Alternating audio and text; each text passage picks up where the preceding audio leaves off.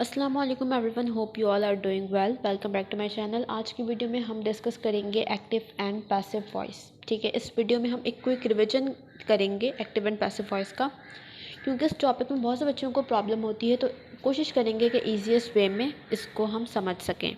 अच्छा, अब active and passive voice का क्वेश्चन एग्जाम में कैसा आएगा? ठीक है, तो डू एज डायरेक्टेड में एक्टिव एंड पैसिव वॉइस आएगा।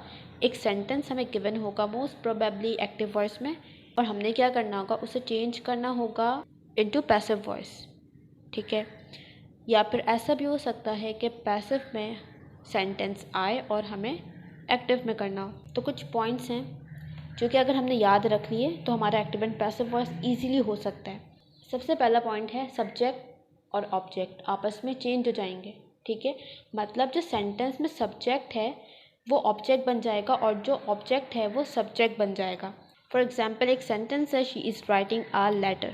ठीक है, तो यहाँ पर सब्जेक्ट है शी, अ लेटर है ऑब्जेक्ट। तो अब ये जो ऑब्जेक्ट है ये सब्जेक्ट बन जाएगा जब हम पैसिव वॉइस बनाएंगे।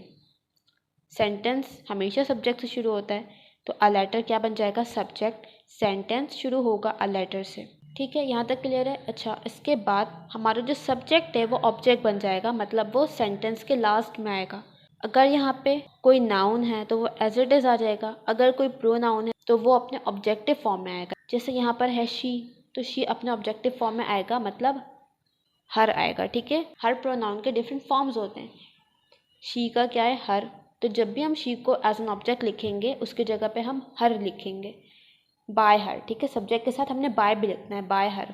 इसी तरह से यहाँ पे होता अगर आई तो हम क्या लिखते हैं? बाय मी। अगर होता वी तो हम लिखते हैं बाय अस। अगर होता यू तो हम लिखते बाय यू।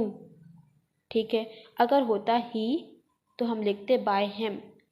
शी है तो बाय हर, दे होता तो बाय दैम। ठीक है, इस तरह से हमने सब्जेक्ट चेंज करना है। सेकंड पॉइंट है वर्ब की थर्ड फॉर्म। कोई भी सेंटेंस हो, चाहे वो प्रेजेंट हो, पास्ट हो, फ्यूचर हो, इंडेफिनिट हो, कंटिन्यूस या फिर परफेक्ट, कोई सा भी टेंस हो, वर्ब की हमेशा थर्ड फॉर्म आएगी। ठीक है, पैसिव में हमेशा वर्ब की थर्ड फॉर्म आएगी, चाहे वो कोई सा भी टेंस हो। अब थर्ड पॉइंट है कंटिन्यूस। कंटिन्यूस के बारे में। ठीक है, कंटिन्यूस टेंस के बारे में, प्रेजेंट कंटिन्यूस, पास्ट कंटिन्यूस। इसमें हमने क्या करना है? Helping verb plus being. ठीक है, कंटिन्यूस में जो हेल्पिंग वर्ब्स यूज़ होते हैं कौन से होते हैं? प्रेजेंट की बात करें तो इज़, एम, आर। पास्ट की बात करें तो वॉज और वर। ठीक है, अकॉर्डिंग टू सब्जेक्ट हम ये हेल्पिंग वर्ब्स यूज़ करते हैं। फ्यूचर कंटिन्यूस का पैसिव वॉइस नहीं बनता। ठीक है, तभी यहाँ पे क्रॉस लगाया हुआ है। फ्यूचर कंटिन्यूस का पैसिव वॉइस नहीं बनता। प्रेजेंट और पास्ट कंटिन्यूस में हमने क्या करना है? हेल्पिंग वर्ब के साथ बीइंग लगाना है। कोई भी सेंटेंस हमें गिवन है, जैसे कि वही प्रीवियस एग्जाम्पल ले लेते हैं, she is writing a letter. Object है, एज अ सब्जेक्ट लिखेंगे अ लेटर। इज़ राइटिंग, हमें जो टेंस है वो कंटिन्यूस में गिवन है। ठीक है, हमने पैसिव भी किस में बनाना है? कंटिन्यूस में। तो हमें पता है कि हेल्पिंग वर्ब के साथ हमने क्या लिख देना है? बीइंग, तो इज़ बीइंग। ठीक है, अच्छा ये पॉइंट भी याद रखना कि यहाँ पर जो हेल्पिंग वर्ब है ये हम इस सब्जेक्ट को देखते हुए लगाएंगे।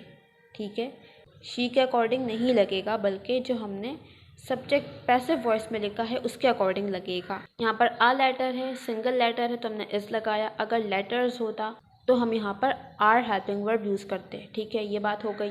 वर्ब की हमेशा थर्ड फॉर्म रिटन, लास्ट में बाय हर। ठीक है, तो ये बात समझ में आ गई। थर्ड पॉइंट समझ में आ गया कि कंटिन्यूस टेंस में हमने क्या करना है? जो हेल्पिंग वर्ब हम यूज़ करते हैं वही यूज़ करना है, साथ में बीइंग लगाना है। ठीक है, ये बात हमने डिस्कस कर ली। अच्छा, अब जो रिमेनिंग टेंस है उसमें जो हेल्पिंग वर्ब्स हम यूज़ करते हैं उसमें बहुत से बच्चों को कन्फ्यूजन होती है कि इस टेंस में कौन सा हेल्पिंग वर्ब लगेगा, प्रेजेंट में, पास्ट में, फ्यूचर में, फिर इंडेफिनिट में कौन सा, कंटिन्यूस में, दैन परफेक्ट में। तो उसके लिए एक सिंपल सा फॉर्मूला याद रखो, मूव वन टेंस फॉरवर्ड, कि हमने एक टेंस आगे जाना है। फॉर एग्जाम्पल, सेंटेंस गिवन है शी राइट्स अ लेटर। कौन सा टेंस है ये? प्रेजेंट का है, इंडेफिनिट।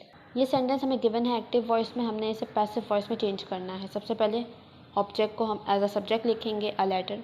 अब हेल्पिंग वर्ब यूज़ करने के लिए हमने क्या याद रखना है, मूव वन टेंस फॉरवर्ड, कि हमने एक टेंस आगे जाना है। इंडेफिनिट का टेंस है, हेल्पिंग वर्ब कौन सा आएगा, कंटिन्यूस का, मतलब इज, एम, आर। ठीक है, मूव वन टेंस फॉरवर्ड का ये मतलब है कि अगर हम इंडेफिनिट का टेंस बनाएंगे पैसिव में तो हेल्पिंग वर्ब कौन सा आ जाएगा, कंटिन्यूस का।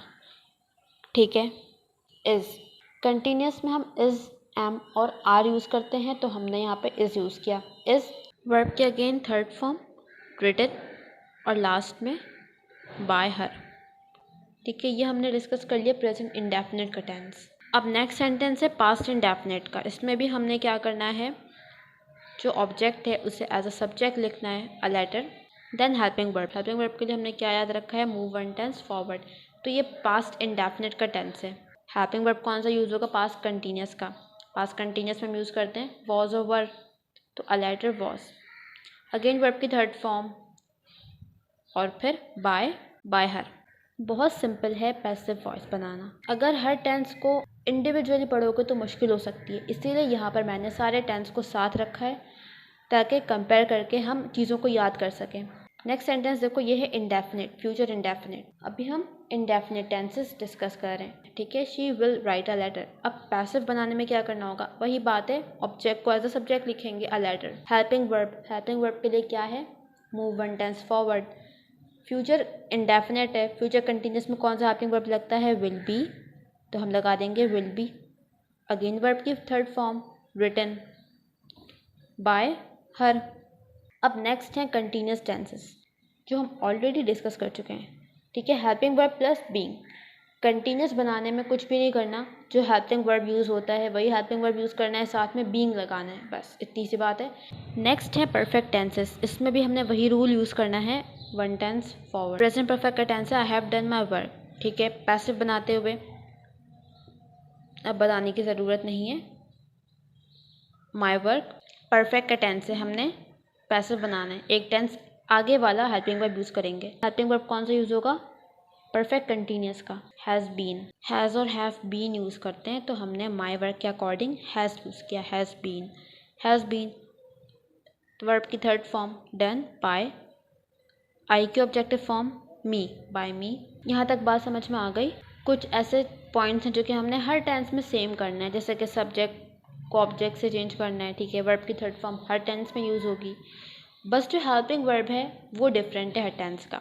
कंटिन्यूस में helping verb plus being, same helping verb plus being, जबकि बाकी टेंसेस में हमने एक आगे टेंस का हेल्पिंग वर्ब यूज़ करना है। इंडेफिनिट है तो कंटिन्यूस का हेल्पिंग वर्ब यूज़ करेंगे। ठीक है, परफेक्ट है तो परफेक्ट कंटिन्यूस का हेल्पिंग वर्ब यूज़ करेंगे। अगेन माई वर्क हमने एज अ सब्जेक्ट लिखा, my work. Helping verb past perfect है तो पास्ट परफेक्ट कंटिन्यूस का यूज़ होगा, हैड बीन। ठीक है, अगेन वर्ब की थर्ड फॉर्म डन बाय। आई है तो ऑब्जेक्टिव फॉर्म मी। अच्छा, इस सेंटेंस को अगर हम देखें तो ये फ्यूचर परफेक्ट का टेंस है। सबसे पहले हमने सब्जेक्ट ऑब्जेक्ट को एज अ सब्जेक्ट लिखना है, एन आइसक्रीम। फ्यूचर परफेक्ट का है तो फ्यूचर परफेक्ट कंटिन्यूस का हेल्पिंग वर्ब यूज़ होगा, विल हैव बीन। वर्ब की थर्ड फॉर्म, परफेक्ट में ऑलरेडी थर्ड फॉर्म यूज़ होती है वर्ब की, तो ईटन एज इट इज़ आ जाएगा, ईटन बाय। ही है, ही का ऑब्जेक्टिव फॉर्म क्या होगी, हिम, तो an ice cream will have been eaten by him. और लास्ट में परफेक्ट कंटिन्यूस, तो परफेक्ट कंटिन्यूस के पैसिव वॉइस नहीं बनते।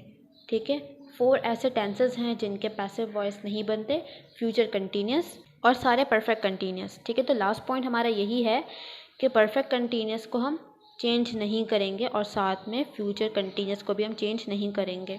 उम्मीद है कि आप लोगों को समझ में आया होगा कि पैसिव वॉइस हमने किस तरह बनाना है और किस तरह से डिफरेंट टेंस में हमने डिफरेंट हेल्पिंग वर्ब्स यूज़ करने हैं। कोई भी क्वेरी हो, कोई भी बात समझ में ना आई हो तो you can ask in the comment section.